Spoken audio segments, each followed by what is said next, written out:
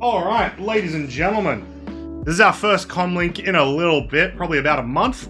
If you haven't joined us for a Commlink before, basically what happens is we discuss all things Star Citizen, some sort of topic that's been piquing our interest, and we have a conversation with it, with chat.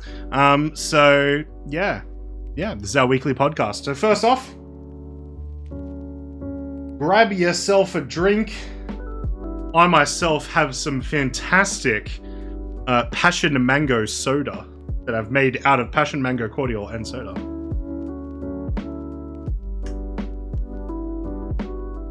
Delicious. So, let's get it started. Alpha 3.18 is now been out in PTU for a little less than a week. Barely less than a week. And for the most part, it's been quite an enjoyable experience. Bugs withstanding. The features have been very cool, and I've been very much enjoying that. I'm loving salvage. I'm loving cargo refactor. I'm loving the racing. The racing is actually really, really impressive for a feature that we didn't know was going to be a thing about 3 months ago. Everything has been really, really cool, so it's been awesome to see. So let's go over all of the different things, talk about it a little bit, and see what you guys, the Star Citizen community, actually sort of think about the stuff. And we'll start with the biggest one, which is the feature, which is salvage. We finally have salvage. The long-awaited, 2015 promised mechanic finally partially exists in Star Citizen. We now have access to hull stripping, and it's pretty decent. I'm just going to turn the music down just a little bit. Both the Vulture and the Reclaimer now have access to some hull stripping.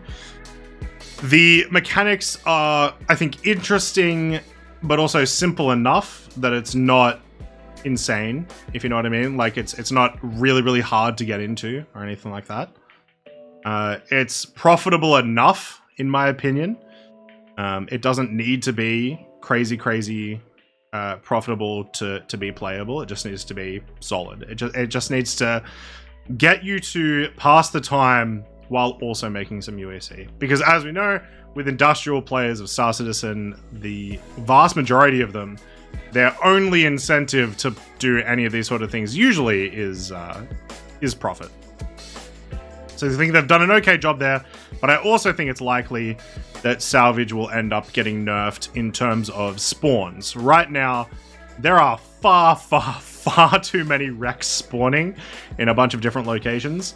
The pure amount of 890Js that spawn at Cruel 1 is crazy, and would create many lore issues, I think. Like, it's just far too many. It's like having 1,000 cruise ships in one section, but all of those cruise ships also happen to be, like, the biggest cruise ship ever invented, you know what I mean? So I think that's something that's probably likely going to happen. The Vulture is easy to control. The two lasers sort of do make up for a little bit of the loss of the cargo, so it can get, even though it has the smaller modules, it can suck stuff up relatively quickly, compared to the Reclaimer, which requires 2 people to use both lasers. The Reclaimer also has the Trawler, which is faster, but basically what I'm saying is I think it's well balanced between the two vehicles at the moment, which is nice. Those are going to become huge pirating zones, though. If you go further out into random asteroid fields, there's far less. Correct, yeah. Which is also a thing to remember. So, it will be much riskier as well, which could alter it could very much alter the profitability of it too. But the point is, it's very enjoyable. So, that's good. The hand salvaging works. It does what you would expect it to do. I don't think we're going to see people using it very often, except for maybe in Pyro. If there's a situation where it's also really, really hard to repair your ship in Pyro, I can actually see people popping out of their light fighters or whatever it might be, grabbing their hand tool and repairing themselves. So that's an important one too. And it works well. It's got a nice looking mechanic. The one thing that I would say that I don't really like about salvage is the underlying texture. So the texture that basically reveals itself when you do the salvage is very repetitive. Like I would expect it to be repetitive, but when you see it on an 890 or a C2, it looks a bit silly because it just looks like these squares that have been repeated over and over again. So possibly a larger or a more complicated texture would be a lot nicer, just to bring it back into the realm of like it's Star Citizen. One of the biggest things is Star Citizen always looks nice, usually, right? So that's a big thing. So yeah, there's that. We'll go. I see Mardigan's comment. So, serious talk. 318 is also a cargo refactor, soft death pirating, and yet there have been no changes to pricing to encourage cargo haulers to haul cargo. Just a few variables to change prices. Why not encourage more trading now to generate more traders, to generate more potential for pirating, etc.? Trading is abysmal. Now's the time to change that cargo refactor. So the biggest thing is I don't think we will be lacking any pirates in 318 live.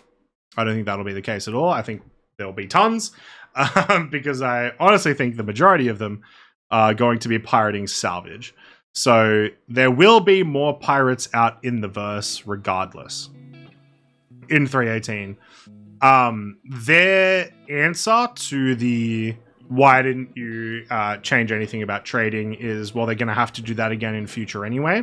The only way that I can feel that being a reasonable answer is if that's happening in 319. If we're not going to see it till after 319, yeah, they should have 1000% have modified numbers now. And just made stuff a little bit more profitable. If you made all trade like 30% more profitable, like not crazy, just 30% more profitable than it is right now, it'd be awesome. It would work really, really well, right? So, yeah, that's a big thing. It's funny that trading is the most risky activity and also only medium paid. Except the only reason that it's realistically the most risky is because of crashes and stuff. And you don't modify the game to play around things like crashes. Like ever. You try to fix the crashes instead, right? So like, yes, but like, you know, cargo will never be insanely well paid unless you're you know, rocking up in a Hully with nothing but Quantanium, right? You know what I mean? So yeah, it's the only activity you can lose money. All other are just time. That is true, but it is at its core, it is an inherently riskless activity. But because of crashes and stuff, it's often risky. Like it often gets absolutely destroyed, right? So that's important. Yeah. Compared to other professions, if you get pirated, you potentially lose millions of AUEC. Yeah, but it's so easy to avoid piracy. It's insanely easy to avoid piracy.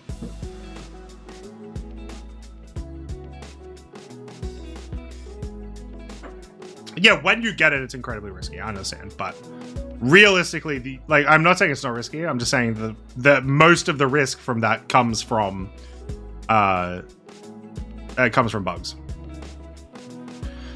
So yeah, we'll use that to go to soft death. So soft death was a thing that sort of squeezed its way in, that was put in one of the like the minor patch notes things, or it was like in a Spectrum post or something like that. But the point is, it's in. Soft death is in, and ooh boy, that changes so much of your day-to-day play. So firstly, if you were watching the stream just before we started Commlink, you got to see soft death work a couple of times. We pirated a player where soft death worked, and then, you know, that player was still alive inside there. We took them out extra because we wanted to be precautious, and the exact same thing happened to me when a bounty hunter came at us. As we were trying to, in other locations, as we were trying to find some cargo to liberate from cargo holds, we would initially soft death it just so we have access to the ship and so that we can get in. You're going to have these situations where you're doing like PvE bounties And maybe because of what sort of equipment that you've got on you, it's going to actually be worth it for you to call a med beacon, right? After a soft death, like after an explosion and a soft death, that sort of thing. So, yeah, it's a big thing. So, soft death is awesome, and obviously it's a thing that I hope obviously continues going forward. But we'll see what happens with the introduction of armor eventually, whenever that happens. But at the very least, hopefully they can modify soft death as they go through, and find other ways to make it useful and enjoyable and all that good stuff. Cool. So after soft death, let's go to a big one for me, which is racing. The racing missions are in the game, and they are absolutely cracked. If you can get the racing missions to work, and the new racing locations, there's now 7 of them, if we include the Snake Pit, which was added earlier this year, but now they have missions. So we have 7 actual ship racing missions, where the time trials seem to be working relatively consistently. Obviously, there's bugs here and there. Sometimes there's invisible walls. When is there ever not invisible walls? And they're awesome. They're good UEC. They're really good racetracks. Like, they're enjoyable racetracks to check out. And they've got the little like badges, you know, your gold finish, your silver finish, or whatever, at like a relatively good spot for new players. The only thing that I would change about that at all, because I would leave it basically the same as it is. The only thing I would change about it is either add a higher level badge for the races themselves, because the platinum is not fast enough. People are beating the platinums by like 30 seconds, 40 seconds already on each racetrack. So either give us another one that's above that, that's a little bit harder, or turn like platinum harder. Basically, give us something harder to accomplish there. That's a big thing. And we were literally talking about it yesterday. It's like, yeah, you know, it's like, cool. So platinum at Kaplan Stadium is, I believe, 2 minutes and 45 seconds, and people have been getting 2 minutes and 5 seconds. That is insane. That is absolutely insane. So, yeah. I think that's fine, though, because the people that are beating it by that much are the top of the top. Yeah, but it's even if it was like 10 seconds more, in that situation there with Kaplan Stadium, the 245, if platinum was 235, that'd be way better. Right? It's just that little bit extra that's a little bit more difficult and rewards them a bit more. Yeah. That's the thing, because you also, if you're coming into the racing gameplay loop completely new, this is your first time doing it or whatever, you're going to get to a point, because it's not very hard to get to the platinum point in a lot of these races, you're going to get there within a day. Right? Each of these races, you're going to get there within a day, and now you're done. Right? I really want to see a little bit extra in there, so hopefully that happens as well. And then, of course, there's the go-kart track. It's fantastic. Nothing really else we need to say about that. I don't think anyone hates the go-kart track, except for the people in my TikTok comments who are constantly talking about how this is what they're doing instead of making Star Citizen. Classic Star Citizen. What a scam. Can't believe they didn't make the Javelin flyable, but instead they made the go-kart track. It's just insane. But I love it. The go-kart track is awesome. Very excited to play around with that in live. Going to try to get a couple of creators and stuff to join us for some races with that. And we'll also be doing some community races with that too. And I think it's a great idea.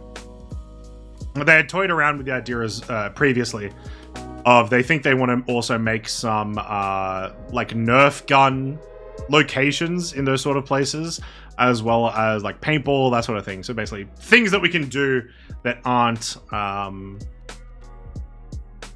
just waiting at convention centers, which is awesome. So first implementation of that, it's fantastic.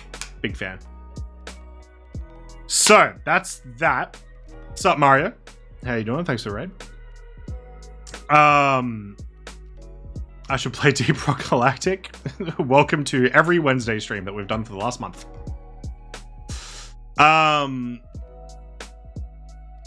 Cool. So we'll move on next to the caves. The new sand caves. Now, I've only seen the Daymar sand caves so far. but it is significantly better than the old caves. They've done a much better job. It's way more atmospheric and stuff. But I do still wait for when they introduce new like dark and like deep, horrifying caves. Because the sand caves are very cool, but I feel safe in them, if you know what I mean. They don't feel that dangerous. Even though they have a literal death zone full of spikes, they don't feel that dangerous. But they're very cool.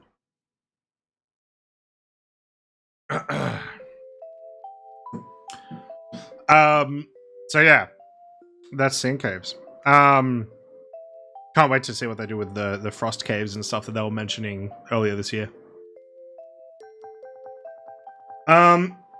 So the cargo refactor, sort of, you know, goes hand in hand with salvage, goes hand in hand with soft death and stuff, is also sweet. It's cool just to be able to have cargo grids and move these cargo between different ships and actually have you be able to sell that cargo easily to a no questions asked, but still, it's been good to have that, so that's been awesome.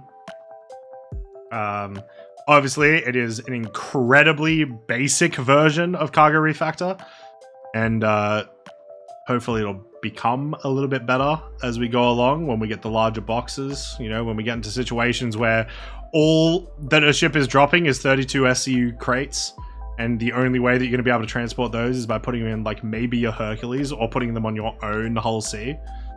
That'll be very, very cool. In fact, you'd probably have to use ship tractor beams for that sort of size as well. That'd be interesting. So I think they did a pretty good solid job there for the first iteration. The only issue, obviously, is bugs, like we were encountering before, where they just won't move. They'll just get locked inside the cargo grid and be unable to be retrieved. That's kind of, you know, kind of shitty, but it works. And it opens up so many avenues for piracy and for interplayer trading, all that sort of stuff. So big fan of that. So that's cargo refactor, salvaging, caves, racing. In terms of background tech, we'll talk about PES last. But Gen 12 renderer, I haven't really seen much of a change at all, which was apparently to be expected. Other people have been reporting that they have been noticing a difference in the PTU with their performance. I haven't at all. But once we get Australian servers in the PTU, that may change. And we know for a fact that they're going to be continually optimizing Gen 12. So there'll be an improvement at some point, you know. Somewhere at some point there'll be an improvement. So that's good, regardless. PES. Now, I'm not gonna lie, chat. Everyone has been talking about how, oh man, PES is so dope. I did this thing, and it was still there when I logged in the next day. That happens in live, like, a lot. There's a lot of these situations where, like, people are thinking that something's being persistent when really it just did that in live anyway. So I've had a lot of that happening. But from what I can tell, from some of the actual persistent stuff, it's been good. But PES works best when you don't notice it working, I think, is sort of the best way to feel for that. So as long as that continues working and we continue getting towards server meshing, whatever, cool. I won't mind. It doesn't need to be as player-facing or as player-affecting as a lot of these other things are. Yeah. Am I missing any features, chat?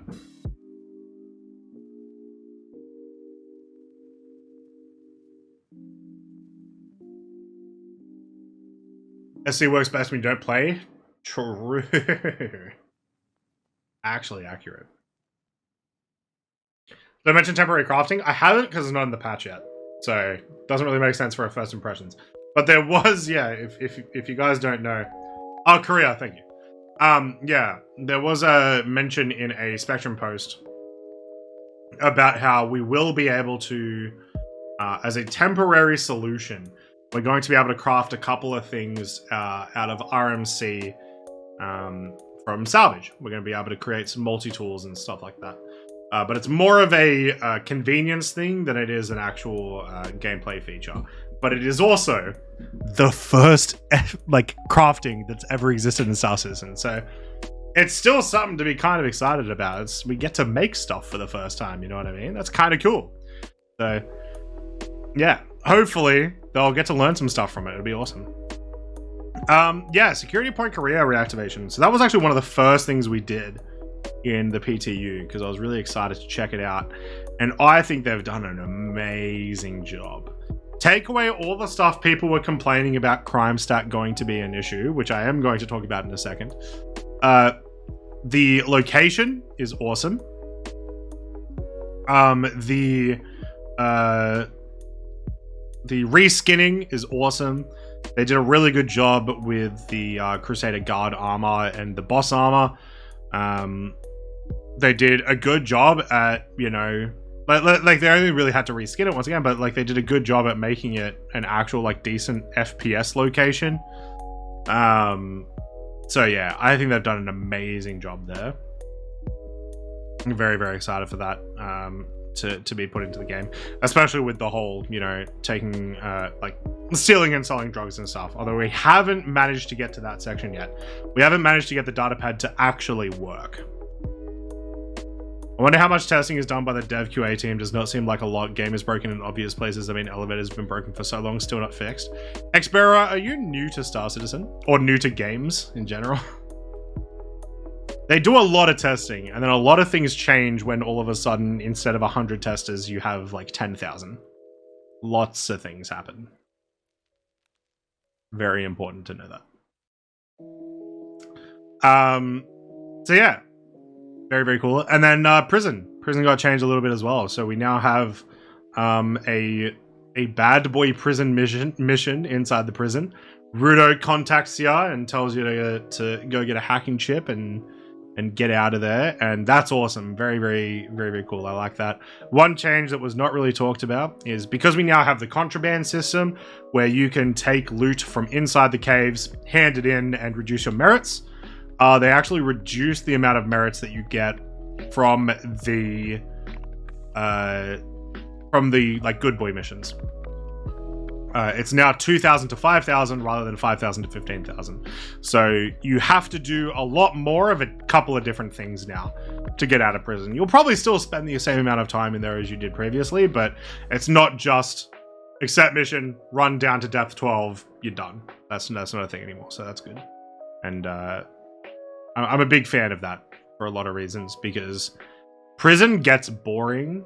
I've said this a lot of time. Prison should not be boring. A prison mechanic shouldn't be boring. People should be able to do some fun and interesting mechanics. And I do like the idea of going around and looking for prison shanks to put in for contraband, right? And getting that way. I think that's kind of cool. Yeah, so I think they did a good job there too. Do you feel the difference between before and now for the no explosion type of thing? I mean, when you die, you don't, and should just deactivate. Yes. So we were talking about that. So soft death is one of the biggest game changers in this patch, and it's such a simple thing, and it just fully changes how you play every day. It's literally, I swear, it feels as meaningful as the introduction of inventory. Like, if you get targeted, you're now soft-deathed, right? If you, you know, you accidentally die to an NPC, you're now soft-deathed and you can call for a beacon, right? It changes a lot of stuff. And it's probably the one that we've experienced the most of. So, yeah. Big difference there.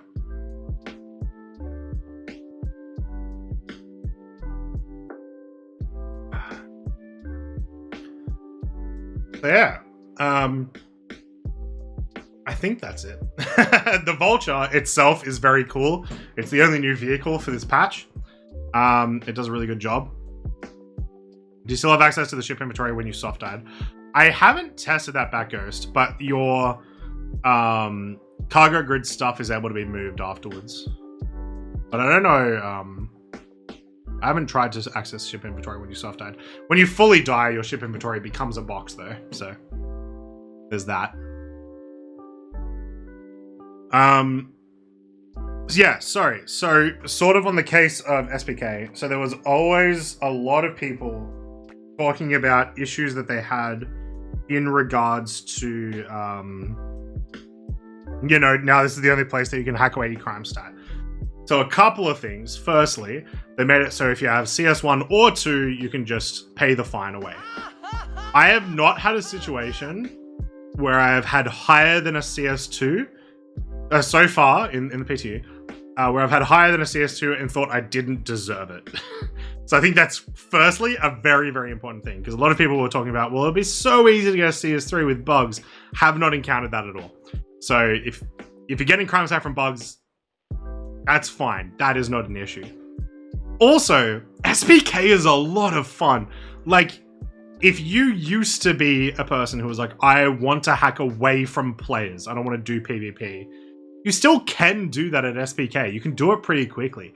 The mission that pops up for like friendly players to come to SPK to attack you doesn't pop up for a little bit.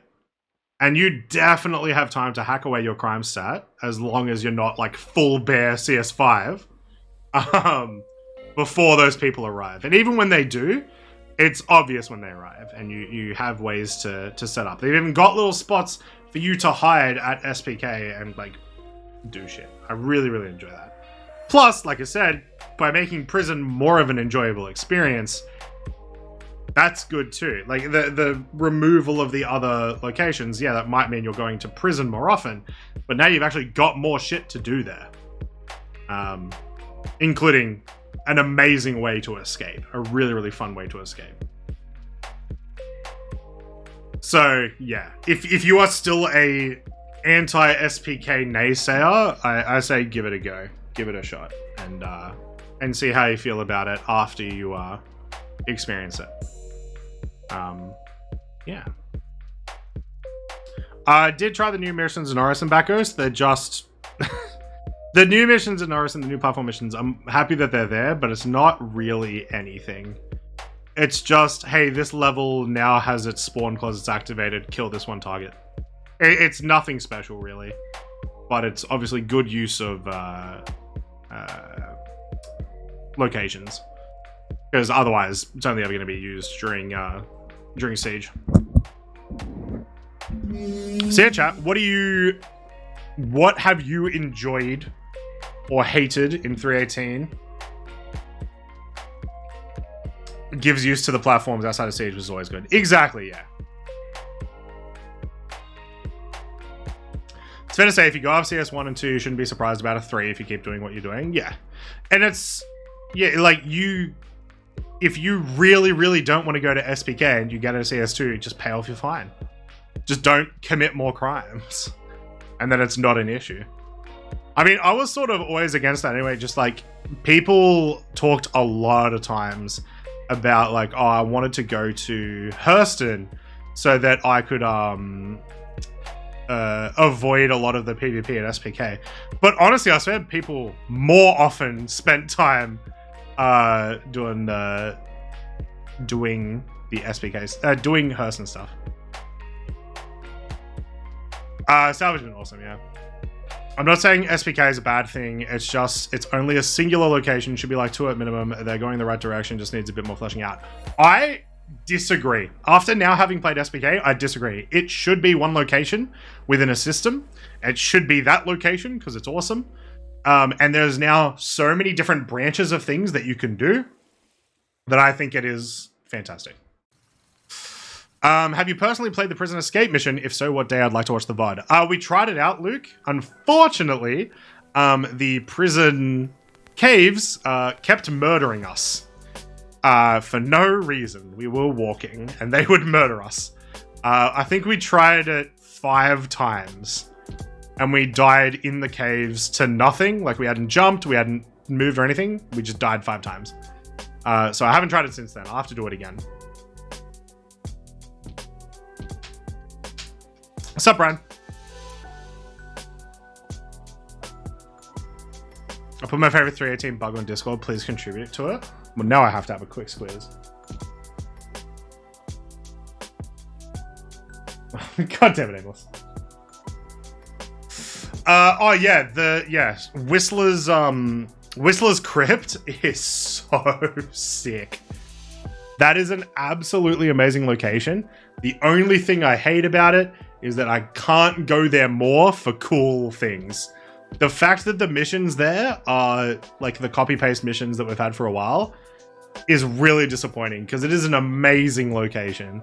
And so if we had like a really fun mission there with maybe like a speaking role or something, as in like a NPC speaking role or something, I would be all for it because it is such a sick location and they've done an amazing job there. So absolutely love that. All the new derelicts look fantastic. I'm still yet to find a new river. Yeah, all the new derelicts look fantastic. They did a really good job there too. Managed to escape the old way, made it to the shelter, then realized I have no ship to spawn there. Rip you. Yeah, we didn't manage to escape. We haven't managed to escape in PTU yet. Because, yeah, the caves just keep murdering us. So, we'll have to try that again this week some point.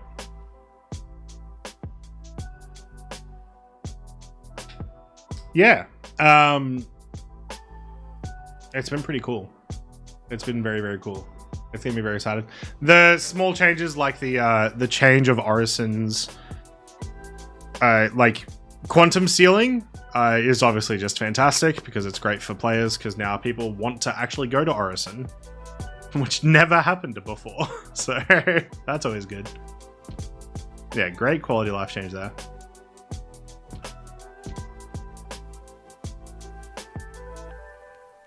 Yeah.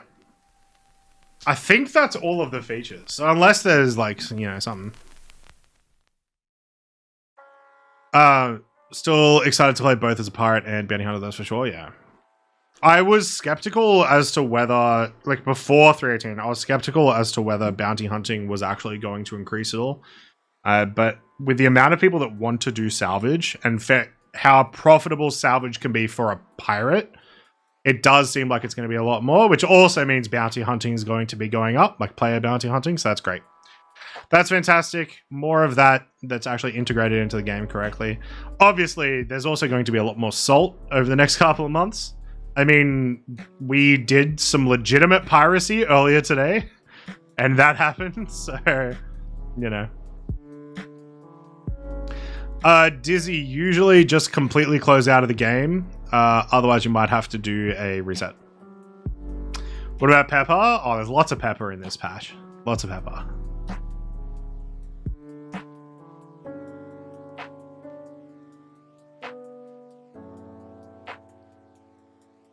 Free aimless. They're going to release Wave 3, but say if you're in Wave 2, you're not allowed to play. Just for aimless. And then, while they're doing that, they're also going to release the Ares in its buffed state. Just for aimless. So that he can't do it. So yeah, over and all, a pretty solid, like, yeah, a little less than a week. We've probably spent maybe 26 hours playing the patch at the moment. Or like, you know, the different PTU patches. And getting a feel for it.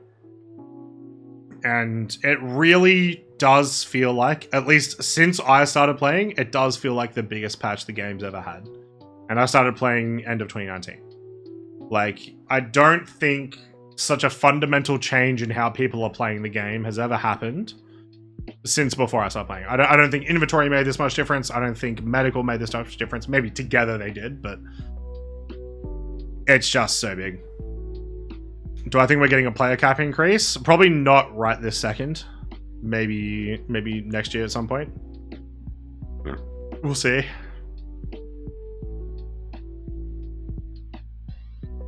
Yeah, probably not anytime soon, exactly. But yeah, has anyone got any concerns or any questions about the PTU that you maybe something you haven't gotten a chance to check out yet, that sort of thing? That servers can handle any more on their own? Yeah, exactly. Well, like, they might be able to, but probably not worth testing anymore. You don't really need more than that at this second.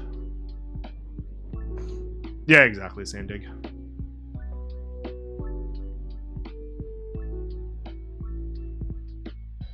What do I think the first implementation of server meshing will be, and how do you think it will roll out over the long term? Alright, so server meshing and Pyro are like together, right? So the first implementation of that I see is that people will be within their regions, and there will probably be 2 to 3 instances on those regions of server meshing, if you understand what I mean. Like, you will still probably not be able to... Vivigy, I think, before. You'll still probably not be able to, like, guarantee that you're in a server with someone. Just because it's likely that, yeah, they'll split some stuff up. But the most important thing is that the server meshing just means that we'll be able to go to Pyro. That's all I really care about. And, like, yeah, I don't know. We'll see. It's a technology that doesn't exist, at least in anywhere that I've seen. So you can't really predict how is that going to be implemented until they tell us how they plan on implementing it. What's up, Shampasta? Better to leave the extra bandwidth for any features they want to cram in before meshing. Yeah, exactly.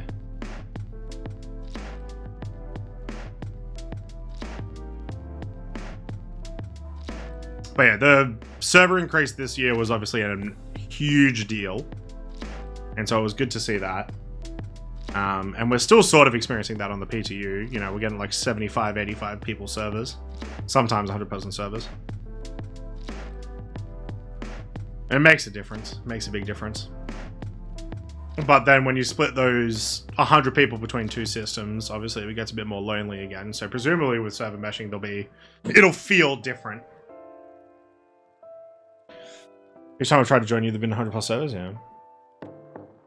They've been pretty full most days. Yesterday they weren't super full, but they were, you know, up there. Yeah, so if I was, like, as a wave 1, honestly, this is probably like a solid 4 out of 5 compared to all of their other wave 1s. The best wave 1 being 317.1. It was 317.1 wave 1 was insanely good. We did back Ghost. They are incredibly different. They have a completely different atmospheric feeling. They've got completely different lighting. They're very cool. They're a lot more polished, it feels like. Higher player counts start to make it harder to get popular missions too, yeah. Which presumably is an easy fix, because they just up the tick rate of those missions or something, I don't know, but... I don't know if that'll be an issue necessarily. Yeah. I don't know if there's much else to talk about with 318, the Commlink. It's feeling like a very, like I said, it's feeling like an absolutely amazing patch. I don't think we're going to hit live until the very end of January or February. Which is obviously, bro, this patch is, it might be one of the biggest patches that's ever happened, but god damn has it been slow. And that just sucks. Have not seen any of the new rivers. I've seen pictures. I have not personally seen any of the new rivers. There's supposed to be a ton added. Yeah, they're still super rare. They do exist allegedly, yeah. Yeah, so I'm excited to see what happens next year. I really want to know what's going on with 319 now that we've got the features sort of set for 318. We've had an experience with them. Like, will we see cargo refactor expanded upon? Will we see hull stripping expanded upon? Will we see new features? Maybe we'll get hacking. Maybe we'll get something else. I don't know.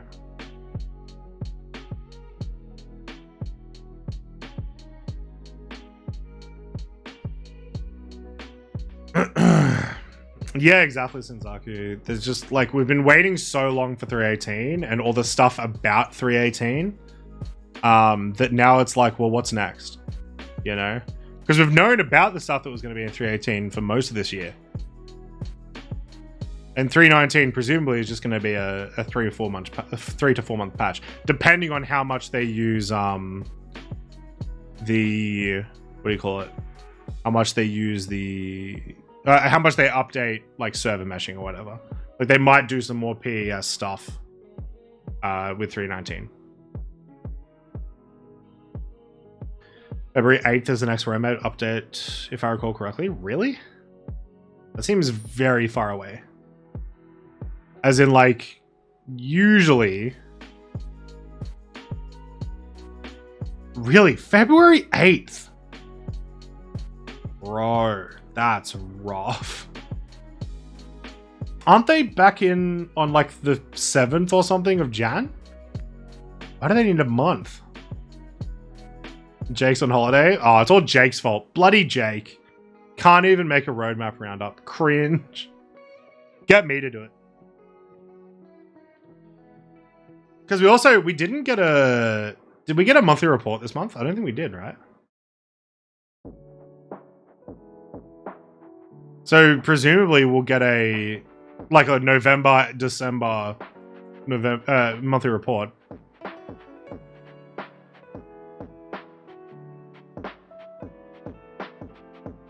Yeah, exactly, Sandy. Blame Jake. And give us plenty of time to fill every corner of PU with salty players everywhere, just in time for the roadmap update. Yeah.